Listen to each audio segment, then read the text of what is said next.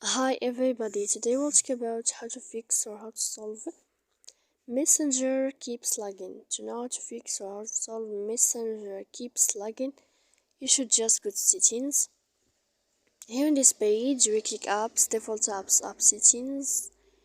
Then in this list, you will search about Messenger. When you'll find this page of app info, you will click on first stop and we click OK.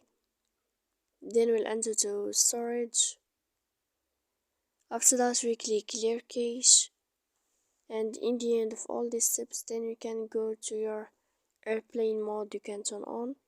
You will wait 3 seconds and you can turn off your airplane again to fix your problem. So please don't forget to support us by like and subscribe.